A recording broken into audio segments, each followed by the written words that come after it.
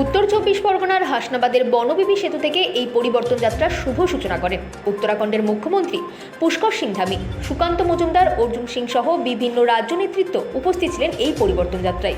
এখন শুনে নেব অর্জুন সিং এর বক্তব্য।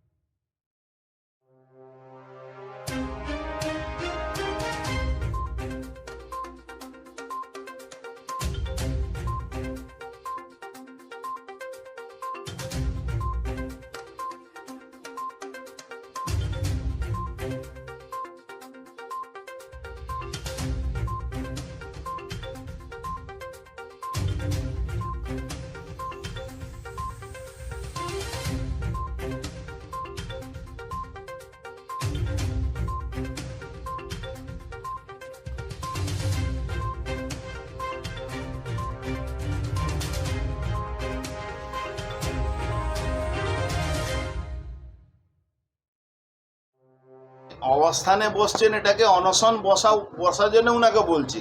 কেন অনশন বসে উনি নাটক করেন? সোনালী গুহা আগেবার চকলেট খাইয়েছিল, এবার চন্দ্রিমা ভট্টাচার্য চকলেট খাইয়ে ওনাকে অনশনটা চালাবে।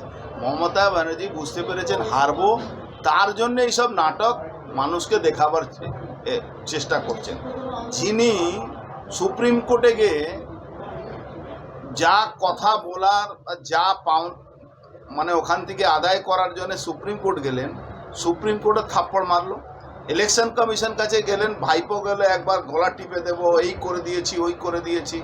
নিচে শুধু মিডিয়া যখন এলো, উপর থেকে চলে এলো, আর কোনো ভিতরে কথা নেই। উল্টে যা ইলেকশন কমিশন যা কথা বলেছেন to the point. Election commission তো আমার আপনার মতন পলিটিক্যাল লোক না, ও টু দি পয়েন্ট কথা বলেছে। ব্যাক নিচে এসে মিডিয়ার কাছে বড় বড় কথা বলেছে।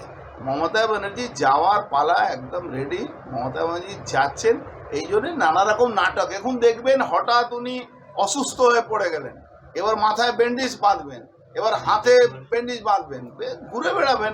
উনার এটাই তো ক্যারেক্টার। উনি তো এইভাবে করেছেন রাজনীতি, এটাই করবেন আগামী দিন। দেখুন উনি যখন বিরোধী ছিলেন তখন এগুলো করতেন, এখন কেন করবেন?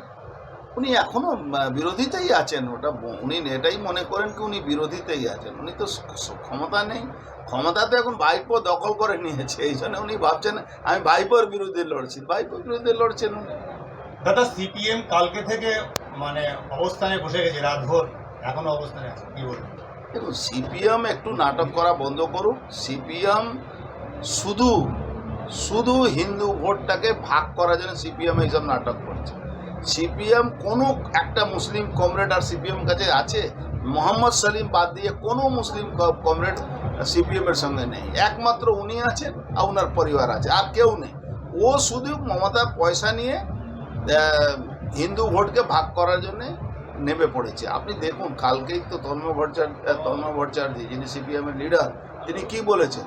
যদি সুজন চক্রবর্তী মাঠে ইলেকশনে না আসতো তাহলে তৃণমূল জিততো না দমদমে। কালকে তো তন্ময় ভট্টাচার্য অনেকগুলো কথা বলেছে। তন্ময় ভট্টাচার্য কি আপনাদের দলে যোগ দিচ্ছে? না, সেটা তন্ময় ভট্টাচার্য জানেন, আমি সেটা ব্যাপারে বলতে পারবো না। ঠিক আছে, থ্যাংক ইউ।